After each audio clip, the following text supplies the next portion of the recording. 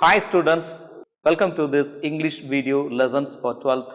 Today, in this session, we are going to learn about the poem of Edwin Muir. The title of the poem is Castle. Edwin Muir. Before learning about the author, let's learn about the title, the castle. How to pronounce the word castle? Here, T is silent. So you have to pronounce this word as castle, right? Okay, what is a castle? Have you heard about castle? Castle is a building, particularly built for the emperors, the kings, the powerful person in the society, and that too in the medieval period. And have you ever visited a castle? And what thoughts come to your mind when you think about a castle? Yes. You have soldiers, you have high walls, water surrounded the castle. Yes, good. Okay, let's learn about the author. The author of this poem is Edwin Muir. He was born in the year 1887 and died in 1959. He was a renowned Scottish poet. He is a novelist, translator, and critic. He was remembered for his vivid poetry. He began writing poetry at relatively old age, and over the course of several years worked out an individual philosophical style for which he gained recognition later in his life. His first poems, The Chorus of Newly Dead, these two works contain Edwin Muir's initial attempts with great writings, and his later collections include Variations on a Time Theme, The Narrow Place, The Voyage and Other Poems, The Labyrinth, and One Foot in Eden. The next thing is, we have many castles, forts in India, and in our capital city, New Delhi, we have a fort. Do you know the name of that fort? Yes? Yes, good. It's Red Fort. And in Hyderabad, we have another fort. It's a famous fort. Do you know the name of that fort? Good. It's Golconda Fort. Right. In Chennai, yeah, it's Fort St. George. And in your book, you have a fort. The name of the fort is Jinji Fort. Do you know where it is located? Good. It is located in Viluppuram district of Tamil Nadu. Okay, students, let's learn about the poet. Edwin Muir was a renowned Scottish poet. He is a novelist, translator, and a good critic. He was remembered for his vivid poetry. He began writing poetry at a relatively old age, but in the course of several years, he worked out as an individual, and soon he became a prolific writer with his own philosophical style of writing. And some of his famous poems are First Poems, Chorus of the Newly Dead, Variations on a Time Theme, The Narrow Place, The Voyage, and other poems. So, Edwin Muir is a very well-known Scottish poet, novelist, and a translator, and also a good critic. Right. Let's move to the poem. The Castle. The Castle is an allegorical poem.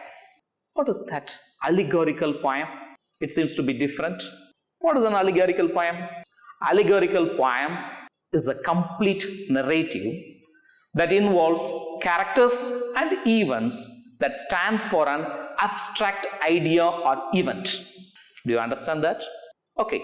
In order to make it easier, in other words, a story, a poem, or a picture that can be interpreted to reveal a hidden meaning, typically a moral or political one. So I think it's a little bit difficult to understand the allegorical poem. But In allegorical poem, we have two meanings that we have to understand. The first one is the literal meaning. The second one is the symbolic meaning. Literal meaning is easy to understand, whereas the symbolic meaning, what the poet wants to tell to his readers, is difficult. For that, the reader has to read between the lines to learn the symbolic meaning of the poem. So that's what makes the difference between a prose piece and a poem.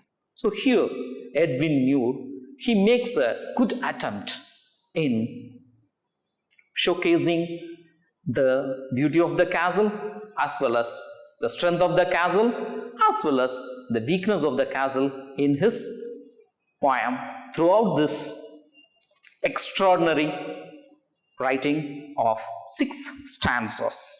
So let's learn the poem, the castle. But before going into the poem, we have to learn some of the difficult words in the poem, because it will help us to learn the poem with a good view and with a good understanding, and also we can connect with the poet's mind. Okay, so we have 2 pictures. The one towards the left is the turret wall. Here, the turret wall means a small tower on top of a castle. This can be seen in almost every castle, fort, if you have visited tourist spots. And the next one towards the right, we have another picture. This is called mowers. Here, you can find people trimming or leveling the lawns. Lawns is nothing but grass. And the next one, as you know, provender. Provender means food. Towards the right, you have another picture that's called towering battlements.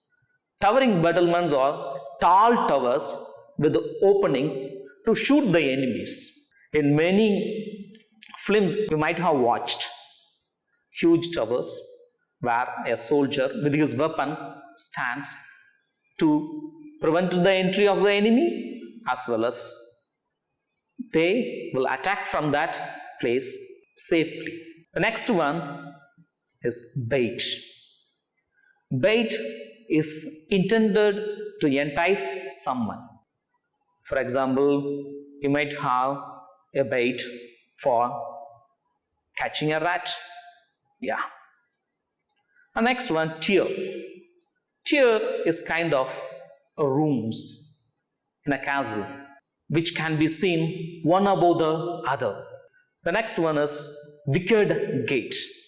Wicket gate is a small gate which can be found behind or near the entrance of a huge castle. And another one is maze. Maze is a confusing path. Okay, the next word, the new word to us is Wizenwader. Who is a Wizenwader? Yeah, Wizenwader is an old god. That is another name for castle is citadel. Citadel, a safe and strong fort. Okay, students, now we shall learn the poem. The poem has 6 stanzas. Each stanza has 5 lines. Poet Edwin Muir has written beautifully with his choice of words. His rhyme scheme can be seen as A, B, A, B throughout all the 6 stanzas. Right. We have learned more about the author, more about the castle. Now, let's see what's happening in this poem. Right. This poem, Castle, is a monologue of a soldier. Already I have told you it's an allegorical poem, and now it's a monologue of a soldier. A soldier who missed something, who feels sorry for his action or his friend's action or his inmates in the castle. He laments or he cries happiness. We don't know what's going to happen. Shall we move to the poem? Right. Let's read the first stanza. All through that summer at ease we lay, and daily from the turret wall we marched the mowers in the hay. And the enemy half a mile away, they seemed no threat to us at all. So beautifully written, and the choice of words seems to be extraordinary from Edwin Mew. Right. The castle is a strong place. But here, in the castle, the soldiers had no threat. That can be seen in the first line. All through that summer, at ease we lay. The soldiers laid comfortably, taking rest. They are not worried about the enemies. And their daily duty, that is from the turret wall, they have to watch what's happening around the palace, what's happening around the country. But now they have no problem. They just take rest. They are at ease all throughout the summer season. And what did they watch? They watched mowers. As I told you, mowers are farmers. They trim the grass. They level the lawns. And what is the duty of the soldier? They have to look out for the enemy. So in the fourth line we can see, and the enemy half a mile away.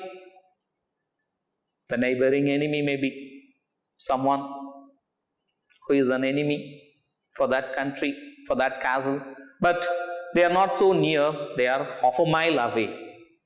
And they seemed no threat to them. That can be seen in the fifth line. They seemed no threat to us at all. So the soldiers had no threat.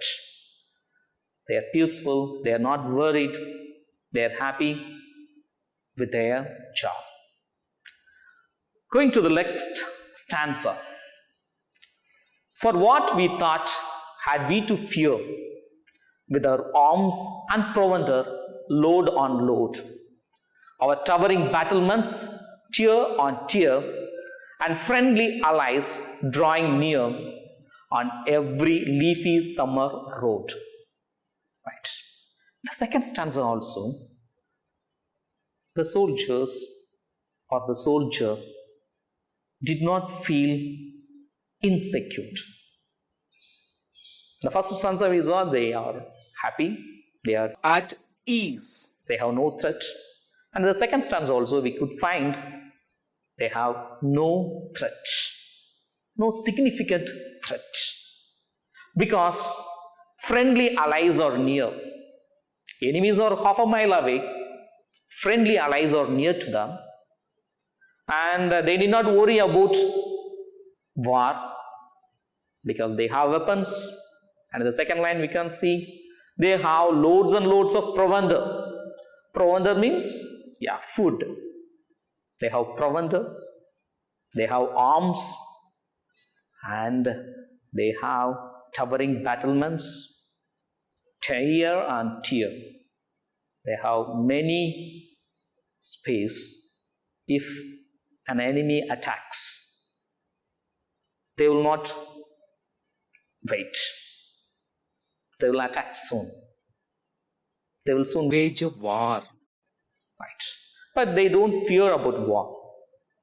They don't think about war because they feel their castle is secured. They have loads and loads of provender. Their friendly allies are near. And towards the last line of the second stanza, we could find on every leafy summer road, if an enemy enters the country, soon they will be known because of the maybe walking along the summer leaves, fallen leaves. If someone enters the country, walking along the forest. In that summer fallen leaves, they will be noticed easily. So they don't have any worries. Right.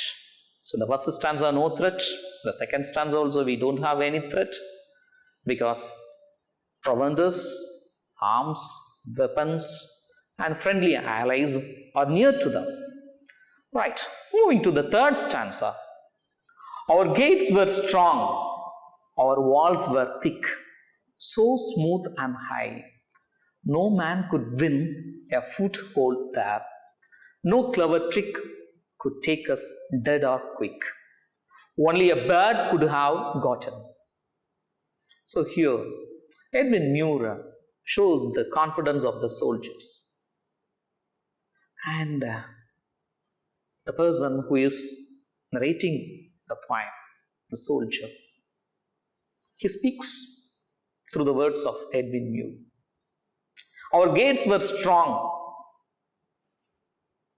Our walls were thick. As I told you, castle has a strong wall, strong gate, strong commanders, strong force around them. And here too, in the first line, we could see that. And the high walls are so smooth and high.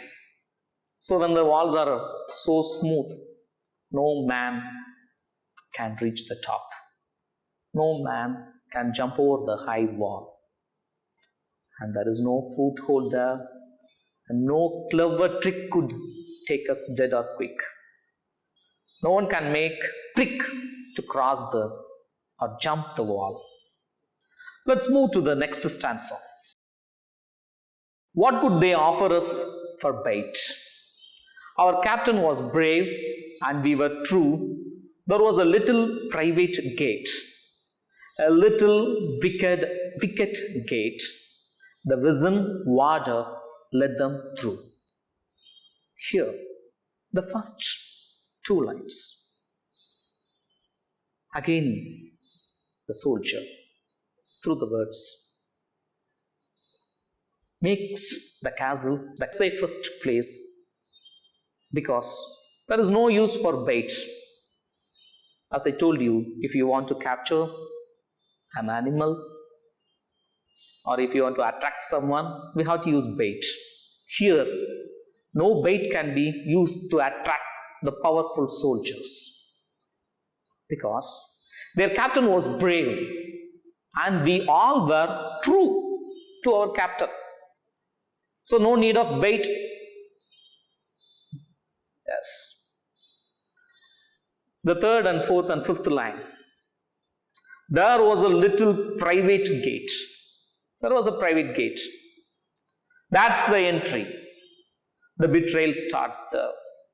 Someone has allowed somebody to enter through the wicket gate. As I told you, wicket gate is a small gate. So who led them? Yeah, the last line we could see.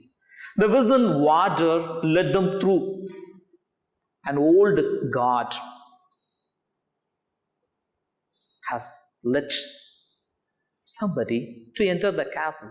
The powerful castle, strong castle with high walls, thick walls, smooth walls. But now, through a small wicket gate, an old guard allowed someone to enter the castle. What will happen if someone enters? Right, let's see in the next stanza. Oh, then our maze of tunneled stone grew thin and treacherous as air. The cause was lost without a groan, the famous citadel overthrown, and all its secret galleries bare. It was a large, big, thick, strong, brave king's castle. But now, the strong walls now become a maze. Maze is a difficult path. The entry may be easy, but exit is difficult. But here, the entry and the exit is going to be tremendously difficult for the inmates inside the castle. And the air has grew thin, and everywhere you could see treacherous, disloyal things. There is no loyalty because the enemy has entered through a wicket gate. Once the castle was thick, now it has become thin. That's the beauty of the poem. You could see the choice of words here, thick and thin. Right. And in the fourth line and the third line, you could see the cause was lost without a groan. There is no one to shout, "Oh, we have lost our castle. Oh, we are defeated," because everything has got over because of disloyalty. Someone entered through that wicket gate and captured that castle all of a sudden. So they can't even understand what happened to the castle. So the castles, the secret galleries, everything has become opened. Right. What happened? Who did it? Let's move to the sixth stanza. How can this shameful tale be told? I will maintain until my death. We could do nothing being sold. Our only enemy was gold, and we had no arms to fight it with. So here, the soldier, he narrates, he mourns. We could see his lament. We could see his worries. He could not believe the treachery that happened from inside their own castle. And old God, he allowed the enemies enter the castle. Just for, yes. So who is the enemy? The enemy is the enemy. But here, their inmates, their fellow companions, their fellow soldier, someone who sold the castle, sold all these treasures, maybe, for a gold. That can be seen in the fourth line. Our enemy was gold. The castle was sold for gold. And this mourning soldier could not find any time to explore inside the walls. They thought about the strength of the walls. They thought about the provender. They spoke about smooth walls that could not be reached. They talked about friendly allies. They spoke about their brave king, brave captain, and the true soldiers. But someone from the castle has sold the castle for a gold. And this Edwin Muir ends the poem, lost land. And we had no arms to fight it with. We have powerful weapons. We have towering battlements, but we have no weapons to fight against this bribe. That's to stop bribing with the help of a gold. Someone sold them. Right. Okay, I think you understood this poem, Castle. Right. What do you understand from this poem? What is the moral of this poem? If someone betrays a friend, a family, country, for money, what will you do? We have to beware of the things that surround us. We have to search inward as well as outward. We should not simply go away with small mistakes or simple carelessness. We have to make everything perfect. Only then we could save us from great disasters. Okay, so we have completed the poem. Shall we move to the questions? Right, so that you will be ready to answer for your appreciation questions. Who is the narrator in the poem? The narrator is the soldier. Right. How long had the soldiers been in the castle? All through the summer. Okay, why were the soldiers in the castle fearless? They don't have fear. Why? Yeah, because of the strong and thick, high walls. Okay, where were the enemies? Yeah, in the first stanza, you could find they are half a mile away. Right. Why does the narrator say that the enemy was no threat at all? As we learned from the first two stanzas, they don't have any threat. They feel comfortable, they feel safe because of the brave king, and they are true to their kingdom.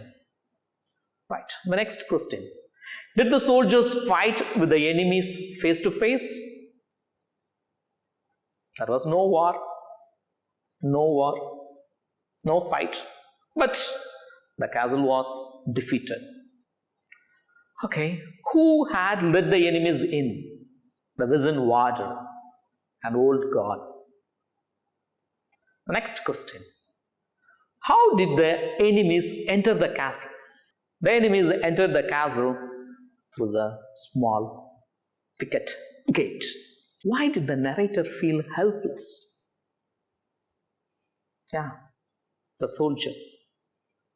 He spoke about everything, but finally he was helpless because, irrespective of their imagination, the enemies attacked, entered the castle and destroyed everything.